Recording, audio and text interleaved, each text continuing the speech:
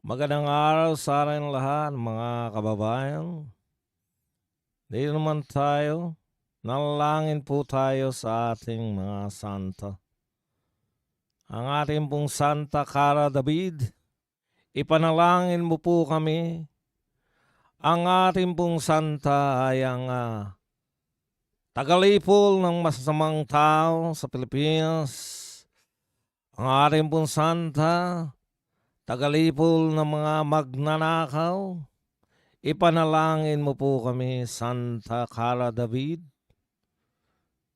Nakakaapat ka na po ayon po sa inyong banal na bibig. Apat na po ang nakalawit ng iyong karit ng kamatayan. Kaya patuloy po kaming nananalangin sa iyo, Santa Cara David, na sana po ay magtuloy-tuloy po na kunin na ninyo ang mga magnanakaw na nasa gobyerno. Kung hindi po kayang tugunan ng aming Pangulo na ang mga magnanakaw sa gobyerno ay hindi po mapanagot, kayo na pong bahala. Amin pong santa, ang amin pong santang makatarungan, ang amin pong santa na puspos ng pagiging makatarungan. Bibigyan niya po ng katarungan. Magbibigay po siya. Basbasan mo po kami at pinapanalangin po namin na sana po'y kunin nyo na aming mahal na Santa Cara. Santa Cara David, pinapanalangin namin na ubusin nyo na ang mga magnanakaw dito sa aming pamahalaan. Lahat po ng magnanakaw, Santa Cara David, ipanalangin po namin na sila po ay padala nyo na agad sa karagat-ragatang apoy.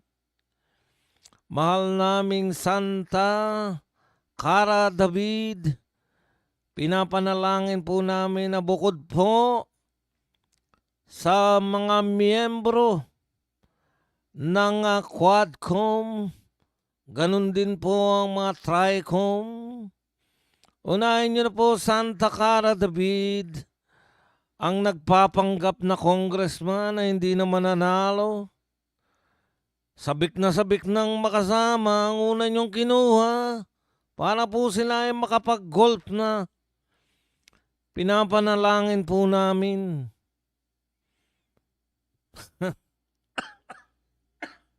Excuse me po, Santa Cara David. Sana po marinig niyo po kami lahat po sana ng Quadcom. Lahat na nangapi sa aming Tatay Digong, isama niyo na po sa kalawit ng inyong, sa karit ng inyong kamatayan. Mahal na Santa Cara David, isama niyo na rin po ang mag-asawang politiko na nasa kaitaas-taasan na kaya po sila binabatikos di umano dahil sila'y nasa taas at tayo'y nasa baba. Tuluyan nyo na po silang dalhin sa kaitaas-taasan. Lagpas pa po ng kalangitan ang pagdalan mo sa mag-asawang ito na bawal batikusin. Kung hindi, may insulto ang iyong pagkatao. Ang naglipat-lipat ng mga pondo, ang nagpahirap sa napakataas na bat. Isama niyo po sila, ganun din po ang kanilang mga kaanak. Dahil sila po'y mga bait-baitan. Pinapanalangin din po namin, Santa Cara David, bago po kami magsimula ng aming talakayan. Pinapanalangin din po namin na sana po may ma-overdose na rin. kawitin mo na rin ng iyong karit ang mga talamak, lalong-lalo na yung mga ayaw pang umamin. Santa Clara David, pinapanalangin namin sa iyo na ang kanila pong mga kaluluwa dalhin mo sa karagat-ragatang apoy. Itaas mo sa mas mataas pa sa kalangitan. Pag lumagpas sa langit, bagsak sa karagat-ragatang apoy. Santa Clara David, kami po'y nananalangin. Maraming salamat. Pagpalain nawa ang mga supporter ni Tatay Digong. Alam ko po, panalangin mo kami, Santa Clara David, dahil ang 2026, kasi simula po lamang, mayroon na pong nadakip.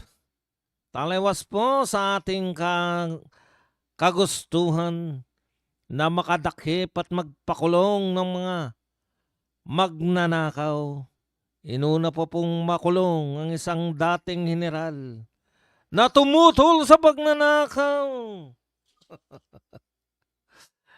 Manalangin po tayo, Santa Clara David. Marami pong salamat sa iyong pagsusumikap at hari nawa maubos na lahat ng korap sa Pilipinas. Ayan mga kapatid, nanalangin na po tayo. Ngayon naman po ay tanungin natin, bakit ang isa pang santa, yung Our Lady of Insertion, no? Sa katauhan po nito ni Risa Hontiveros, napakadaldal po niyan sa lahat ng issue. Alam niyo po, hindi ko po makakalimutan, hindi po natin makakalimutan yung issue po. Pati po yung pag-ihi ng isang badingdong diyan po sa isang CR ng babae, yung pagpipilit po. Aba, pinatulan po niyan. Nagpa-imbestiga po yan. Si Our Lady of Insertion. Ay, teka. Bago pala natin, no, may nakalimutan po tayo. Nakalimutan ko lang po. Balik lang ako sa panalangin sa ating pong Santa Clara David. Santa Clara David, pinapanalangin din po namin. Alam niyo po kung bakit ganito boses ko. Ganito po yung pag nagmimisa yung mga pare, di ba? Para effective. Baka nakikinig lang. Nakikinig sa mga pare eh. Santa Clara David, pinapanalangin din namin ang isa pong pari, nasa sobrang kabanalan, si Father Flavi. Pinapanalangin din po namin si Father Flavi dahil po sa sobrang kabanalan, gusto niya pong matikman ng paring ito. Pinapanalangin po namin na sana'y siya'y magising. Alam po namin na sa mundong ito yung malayo pa sa kalangitan. Pero si Father Flavi, mayat mayang dumadalaw sa kalangitan sa pamamagitan ng pagdalaw sa isang makamundong site. Father, hugas-hugas din ang kamay, Father. Father, maghugas ka naman ng kamay. Baka naman yung mga isinusubo mong ostya, amoy Clorox na.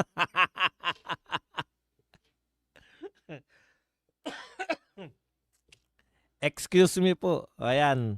Santa Clara David. Pakinggan niyo po ang aming panalangin kay Father Flavi na sana naman po wag mag-amoy Clorox ang kanyang isinusubong mga ostya. Ayan.